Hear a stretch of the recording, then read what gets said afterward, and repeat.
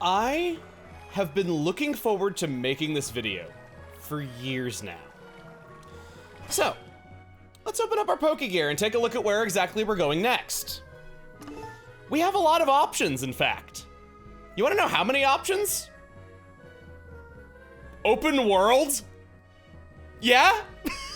From here on out, this game is basically open world. The only thing we can't do is kick off the finale, which is this route, this town, and the top half of this route. Other than that, you can go anywhere you want right freaking now. Your only roadblock is getting 7 badges, doesn't matter how you get them.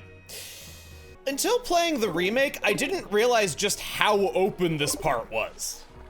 I thought we would explore the world in a bit of a different order. Usually most people go to the west to Olivine City, and that's a great route, in fact. And you know what? I'll even show you a map right now with a loose idea of what you could expect from each of the towns that you could go to right now.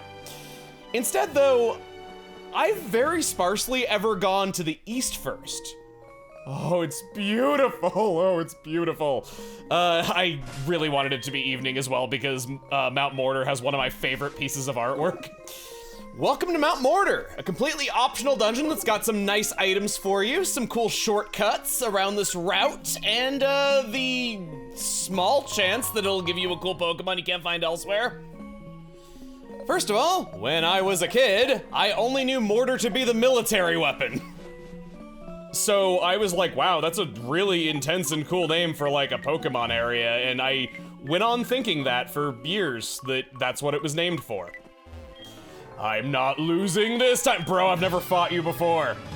Or I don't know, did Marcus come in here and kick your ass? I really don't know. We have, whoa, hello! I'm a little nervous that I'm gonna get poisoned from this, but you're also only like half my level. I don't know what it is. Technically this is possible. You can have a level 16 Nidoking, and in fact, I would recommend that you do if you can. Moonstones have been available for some time. If you're playing the Pokeathlon, you have no excuse. 709 EXP thanks to you being a fully evolved Pokemon, and Teeny grows to level 31. Our next Pokemon is gonna be, yep, Nidoqueen. I feel like I'm fighting a boss or something like that because I'm actually paying attention to what my, oh crap, I didn't mean to click that. Okay.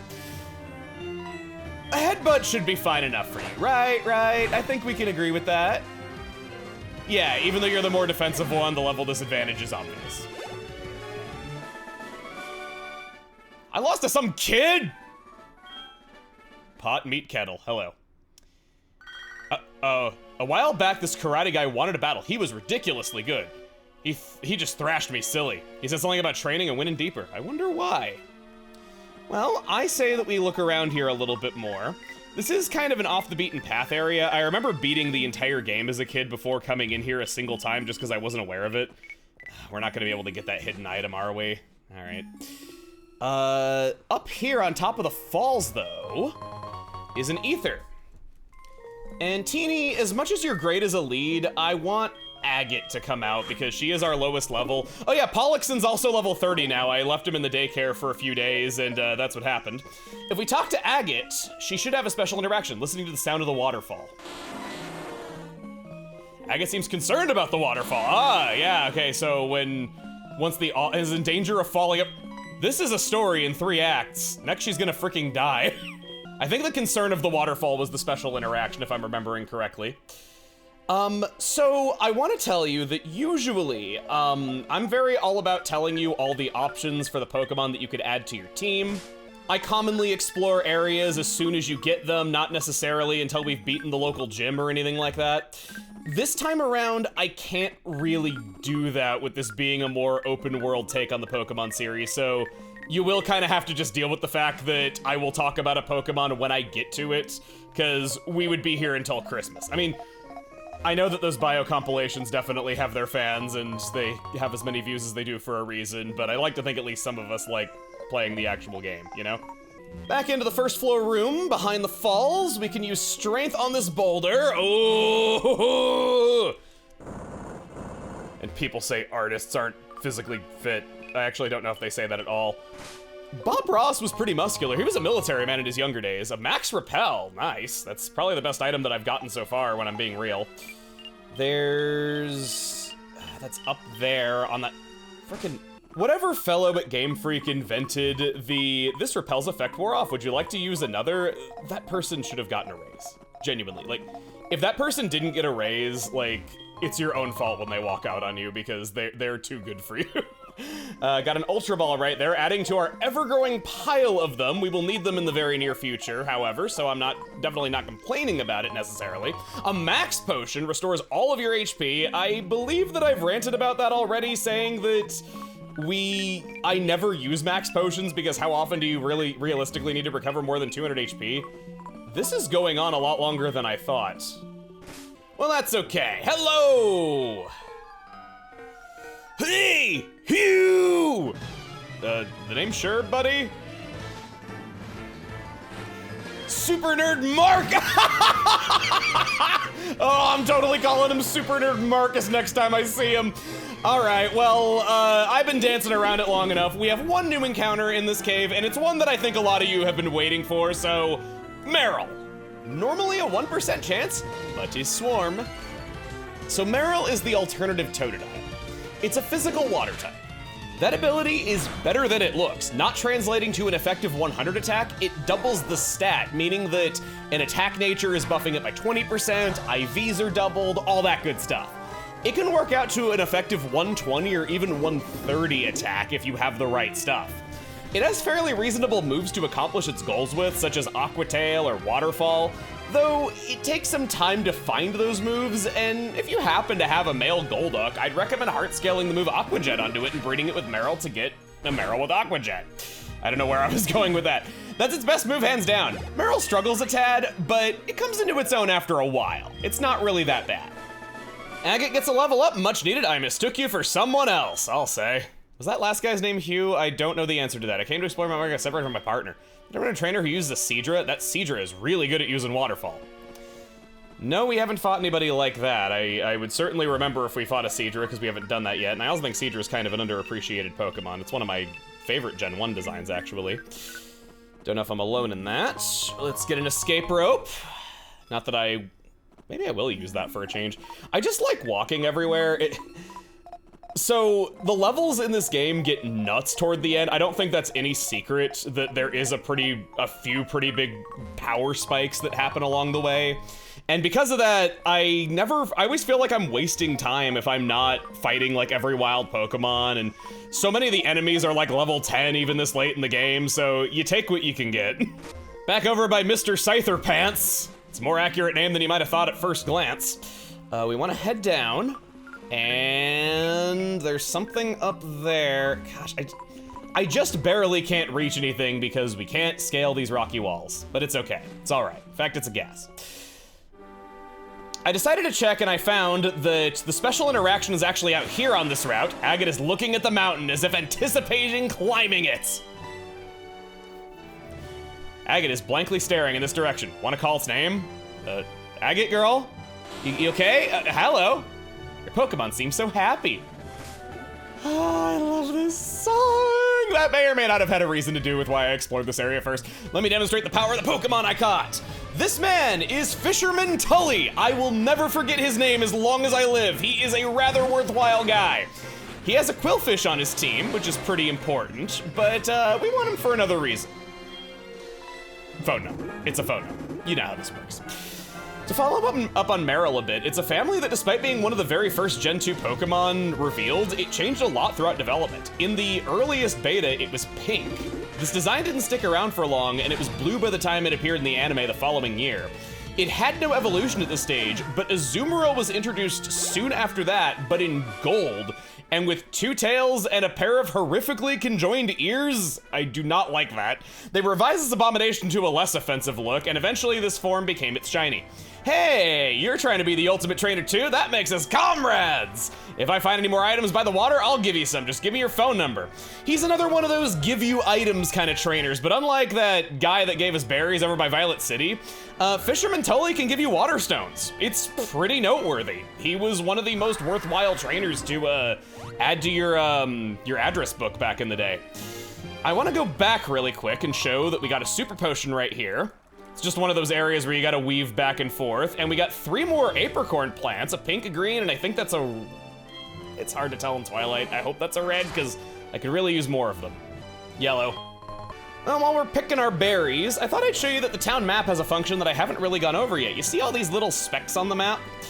You can open up a route, press the Y button here, and now that I know that this has an apricorn on it, we can mark that.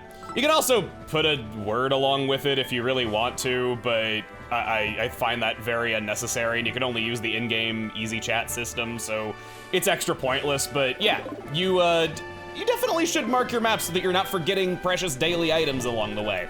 I marked Goldenrod Department Store with a TM icon so that I would remember to go play the lottery every day.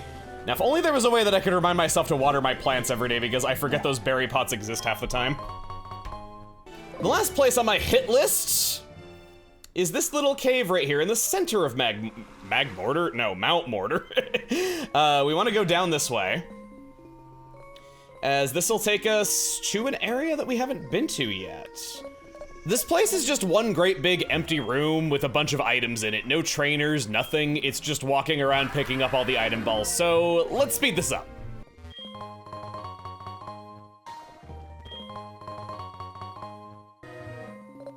Ah, what were you? A PP up. Can't call that useless.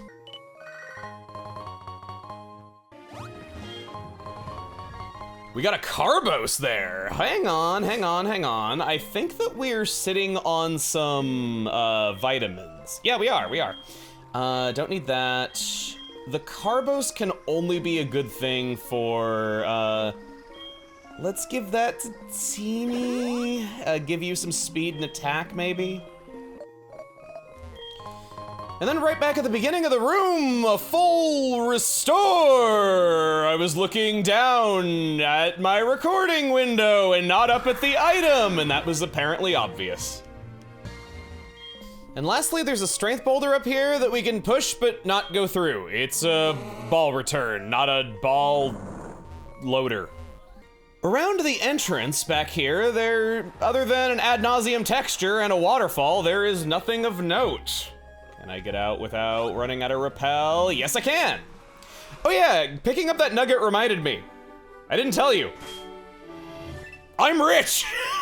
I sold all those good selling items that we got from Surf and Strength between videos, and it was worth an awful lot of money. Ooh, hello. Hey, this is my secret place. Get lost, you outsider. Ah yes, the main road to a major city is your secret place. What kind of Pokemon you train at Nidorina? Okay, we've seen this before. Get this man a Moonstone. Agate, much as I like using you right now, you're not gonna be the most helpful against a hiker. We probably want Nettle for this job. Hello, hiker with your eyes bulging out. What's the other side of Mount Mortar like? Do you know? If you can beat me, I'll let you know. Nettle grows to level 33 off of some incompetent schmuck. People need to train your Pokemon above level 20. That's another thing about it being open world, is because you can go anywhere you want, anytime you want from after the 4th gym, they kind of flatline a lot of the levels for a while, where you're just going to be fighting Pokemon around level 20 because they can't guarantee where you're gonna go. On the downside, you won't be leveling up much, but on the upside, it also means that you don't have to worry about wandering somewhere out of order. Are you off to go see the Gyarados rampaging at the lake? Welcome everybody to Mahogany Town. Hey look, it's a living roadblock. Hey, have you seen a guy with a black cape? He's been going back and forth here between here and the Lake of Rage saying strange radio waves are being transmitted. Who is he, I wonder? You're not gonna say any more than that, you're just gonna keep your butt planted there? Okay. I guess I can't change your mind about where you place your own butt. What's this, Team Rocket came back? I saw some men in black at the Lake of Rage. Are you a couple? Pokemon do become stronger when they evolve, but they also learn moves more slowly. I've already gone over that. I stopped my Pokemon from evolving too early. I made them learn certain moves before I let them evolve. Not a bad strategy, if you ask me. Sometimes I do that. Mahogany Town! Out of all the locations in Johto that we know about from the beta, just a souvenir shop. Nothing suspicious about it, no need to be alarmed. It is probably the least changed out of all of them. I almost said the most changed, it was the exact opposite of what I meant. Hey, the experiment worked like a charm. Magikarp are just worthless, but Gyarados are big money makers. Huh? You hear wind blowing in this room? That is just me whistling. Enough about that, why don't you buy something? He sells tiny mushrooms, which are just selling items, Pokeballs, and potions. In the beta, Mahogany Town would have had a bog standard mart, and it would have had an old-timey house here instead of a modern-looking one. That's it. No other changes whatsoever. I guess they just knew what they wanted to do with it, and thus they did it. In this house, I heard that a red Gyarados appeared at the Lake of Rage. That's odd, since even ordinary Gyarados are rare in that lake. Hello? My top radio show? I'd say Pokemon music. I remember I wanted to make a Pokemon music station on Live 365, if you guys remember that website. I miss that place so much. It was an internet radio site. Hiya, kid! I see you're new in Mahogany Town. Since you're new, you should try a yummy Rage candy bar. Right now, it could be yours for $300. Want one? Rage candy bar is added to our key address pocket. I remember a person from as far as Kanto came to buy one a long time ago. I happen to have none left in stock. That person left rather upset. I felt kind of sorry for that. I remember thinking that it was the rare candy bar as a kid as well. I don't want to upset you after buying from me, but buying a Rage candy bar has nothing to do with whether I allow you to pass through here.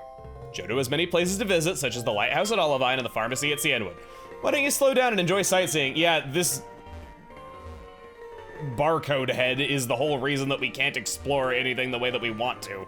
It's the only roadblock that you'll be encountering for the rest of this region. Let's go out to the north. Ooh, I heard that you can find a red scale occasionally. Speaking of which, I know a person who'd appreciate a red scale. Who? I can't remember. Thanks, bud. It's okay, it's okay. We'll get there one way or another. I can do so much with my Pokemon, it's super fun! In the original Gold Silver Crystal, there was another item for sale in the souvenir shop, Slowpoke tails. I guess the market on them crashed because they'd gone down from $1 million to 9,800 and they did absolutely nothing. They were planned to be obtainable in this version too, but I guess they thought it was pointless to just have this useless item. It would have been put in the key items pocket and it would have had this menu sprite. It feels so wrong because you see a Pokemon's bones officially with this thing. All right, Spence losing the funnel. God, I remember there was this kid named Spencer in my school. Gosh, I'm just recalling all of my childhood memories right now. Mom! It'll be a while before I can check a Pokemon because we don't have one in this town. There was a kid named Spencer in my town who was gonna start at my school, and my mom told me like, oh, you can only have some of your candy if you share some with Spencer because we ran into him in public and he said he was gonna be at my school and she was trying to help me make friends. The guy ended up becoming my bully, and I would remind him for years about like that time that I gave him some of my candy so I could have some, and he didn't care. Ugh. He'd always go around telling everybody I had like head lice and stuff. Speaking of head lice, hold it there, kiddo. The toll is $1,000 to go through. Thank you very much. You. Dude, give these guys a raise. They are the most competent Team Rocket grunts I've ever seen. We're making a bundle. Everyone wants to see what's going on with the liquor. You just like knock me to the ground and take the money. We're making a bundle. Everyone wants to see what's going on up at the Lake of Rage. You don't have to go in this building. There's a way around it to the side, but it is the most direct route, and I definitely wanted to show those guys. I forgot that they take the money outright, though. Anyway, if we keep going up, we got some trainer battles, and we have a Pokemon that we should really talk about. This route has Fluffy on it for the first time, which I don't have anything new to say about there. You know, you can access all the TMs that I recommended for Marie. But let's talk about Girafarig. So Girafarig may not look like all that much in a competitive format, but this is widely in the conversation for best Pokemon in the game if we're talking single player. I'm not joking. Talk to any challenge runner, they will sing its praises. This is because it learns agility and baton pass at low levels, is compatible with Shadow Ball, and get this, it can actually learn Psychic easily during the main story. Just hallelujah! Being Psychic normal can only be a good thing. It's trading its fighting resistance for a ghost immunity. It's kind of funny how a little guy like this is so good because it's just simple and works as intended and doesn't have to jump through a bunch of hoops for its basic moves. It's just a case where it got very lucky in the move pool department. Down it goes! You are the right rock for the job. Brent, oh my poor Pokemon darlings! Is it? Hang on, has it always been a thing that Pokemaniacs use Pokemon that evolve using Moonstones? I revere him. I'll teach you about Bill if you leave me a phone number. This better not get sexual in nature, thank you. Bill, he's more than amazing. To be a Pokemaniac like him someday, that is my dream. Alright. Well, I want to do this. Alright, well, I want to fight you. Picnicker Tiffany! You also have a Pokemon that evolves using a Moonstone. Fresh meat. I can't imagine that Clefairy has a whole lot of muscular tissue underneath all that, like, really fluffy skin. Picnicker Tiffany is perhaps the strangest trainer that will give you something if you defeat her. I played too much. You like Clefairy too? They're so very cute, aren't they? I think we could be good friends. I want to know your phone number. Let's talk about Clefairy. Every phone call is about Clefairy, and she is also an item giver. She will call you because she has gotten you Pokédolls. That's all she does. Pokeball, I don't think we've gone over Pokédolls. They make it so that you instantly run away from any wild battle no matter what. Next, I'd like to talk about the strange fish in the pond. If you know, you know. We want to use our rod here. Oh, landed a Pokemon. By fishing in this pond, you'll usually just find level 10 Magikarps. But there's a 1% chance of fishing up a level 50 Magikarp in this one pond only. It's one of the most obscure bits of knowledge. I didn't know this for over a decade. Also, it's really not worth knocking out Magikarps. They have one of the lowest EXP yields, 28 experience points. I learned after this recording that it's encountered via surfing and not from fishing like I thought, which means that repels should work. Here we go, yeah. It took a couple of repels, the chances seem pretty low, but yeah, you can totally get it. It's not a Herculean task at all. This is probably the most efficient way to add a Gyarados to your team. Also, spoilers for how strong Pollexen gets, I guess, because this is being recorded a few videos after the fact. Repeat ball? That looks pretty good on you. 1, 2, 3. Click. Out this way is a black apricorn. And if I can tell you a bit more about Girafarig, because man, would I love to. I already told you about Girafarig's beta design. What we didn't know until recently was that it was planned to be a dark and normal type, and it even had a pre-evolution, which was this pair of ghosts named twins. I think it's awesome, honestly. I'm sad that they cut it because the second sprite really nails the art style the best out of, I think, any of the sprites that we saw in Gen 2 Final or otherwise. Sometimes cool stuff doesn't make it in. The idea of a conjoined twin was eventually reworked into Wobbuffet, which takes the spot in memory that twins did. We'll talk more about Wobbuffet's beta appearance later, but there's quite a bit there as well. Whoa! That's what it sounded like. It's level 20, the bare minimum needed to evolve. Not that the programmers at Game Freak have ever given a crap about that before. Dance with me! A dance to the death! You're gone. I didn't even need an electric type to take you out. Gyarados is just so awkward for so many Pokemon to deal with. If you're a rock type, you're weak to water, and you're probably slower than it. Freaking Sweet Scent? No, get rid of that. Get that out of here. I don't want to lower my opponent's evasion with a whole move slot. And your other Pokemon's just a Magikarp. It's level 15, meaning that it knows Tackle, so I guess that's something. We're just seeing all of the phases of life that a Magikarp goes through all in one battle. So I gotta tell you, much as I love this song, and believe me, I love this song, I think Fire Red and Leaf Green did it a little bit better. I love this song. It's got this triumphant feel to it that no other version does, and I'm glad that they redid it in a new style. But I like Fire Red and Leaf Green's version just a little bit better for like casual listening. It's a lot more adventurous sounding, which I think is more in line with the original, and you know how it is. If you grew up with a song and then it gets covered later in life, if it doesn't sound quite the same, especially if the tempo is slower, you just don't feel as into it as you would otherwise.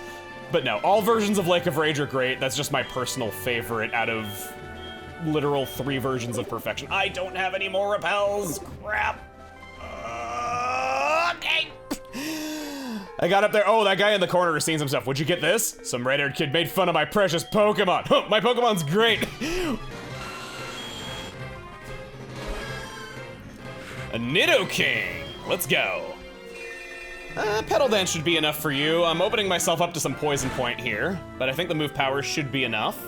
Nice. I've been saying nice a lot lately. I really gotta watch my speaking patterns. My Nidoking was outstanding! In this field.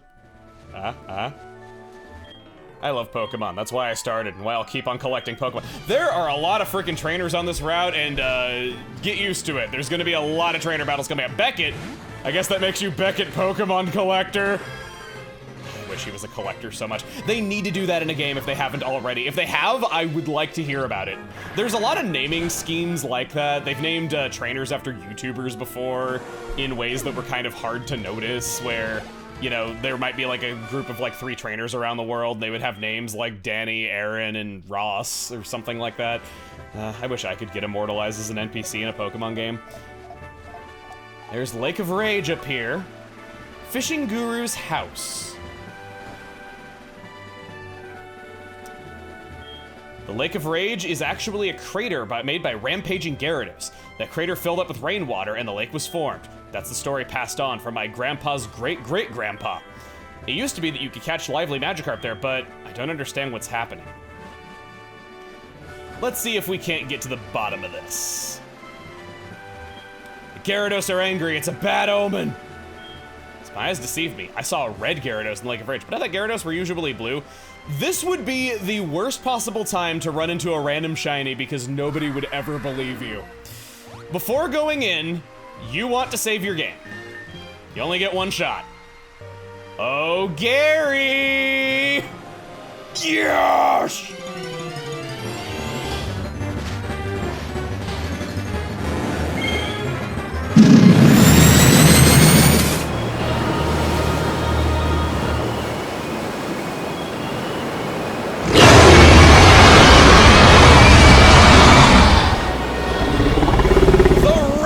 Gyarados! This is a great Pokemon. It starts every battle with Intimidate, and then it rubs its type in their frickin' face when so many Pokemon can do little against it. When it's Gyarados' turn, it's got Aqua Tail and Ice Fang to take advantage of its high attack, and eventually, it learns how to dance. Dragon Dance. Since it only needs one move to set up 2 of its stats, that 4th move slot can just do whatever sounds good. It could go for Fire Blast, or Thunderbolt, or Earthquake. The list goes on with all the ridiculous moves it shouldn't be able to learn, but it does. Due to its combination of offense and defense, it's just safe is what I'd call it. It's a beast, and with it being a guaranteed encounter, how can you not capture it? If nothing else, it's the coolest HM user you'll ever meet.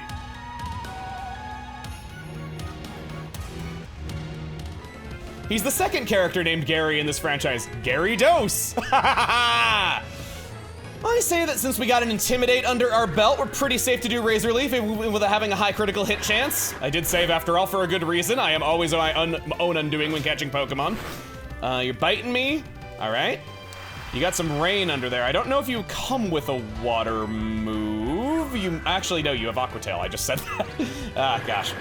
Okay. I gotta tell you something that I really hope they do if they ever remake Gold and Silver one day. Imagine if the red Gyarados was programmed in such a way that there was a 1 in 8,192 chance that it was a normal Gyarados. People would hunt the hell out of that. It would be so freaking funny if they did that, and like, please, like, if they could do that someday, I'd be so freaking happy. Only have 5 Ultra Balls? Gosh, Smeargle really did drain me a lot. You're not a fishing encounter, but maybe I could do a Lure Ball? It's got some red and yellow on it, I guess. Nothing. Okay. Twinkle! Do you know why shiny Pokemon sparkle? Because the answer might surprise you. Rather than just being a different color, they had to do it because Gold and Silver were compatible with the original Game Boy, which was in black and white. They needed a visual indicator for players who weren't playing in color to know that they had a Pokemon of a different color. It's kind of funny how technical limitations can breed creativity like that, you know? 1, 2, 3. Oh, wow, that's the easiest time I've ever had catching that. Usually this is a big climactic fight.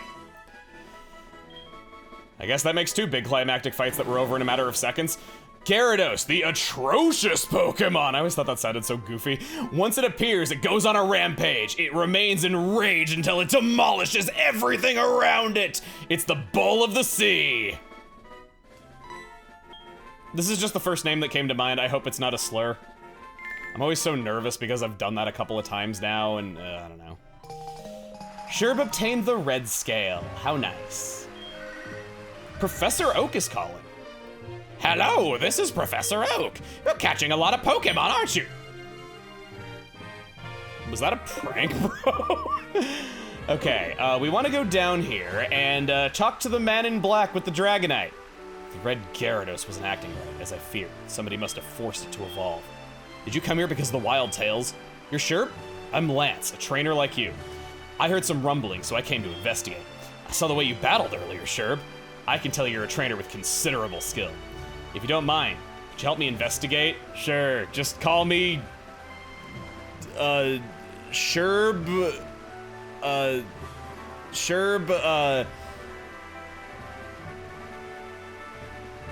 Sherlock Holmes, Private Eye. Excellent. It seems that Lake of Rage's Magikarp are being forced to evolve. A mysterious radio broadcast coming from Mahogany is probably the cause. And that suspicious souvenir shop. I know. Tourists! I'll be waiting for you in Mahogany, Sherb. I love how he takes off on his Dragonite. It's so freaking cool. All right, well, we got ourselves a shiny Pokemon. Guaranteed or not, it's still pretty nice. Next time on Pokemon Heart Gold and Soul Silver, there is more to do around the Lake of Rage, and then we're headed back to Mahogany Town. See you guys then.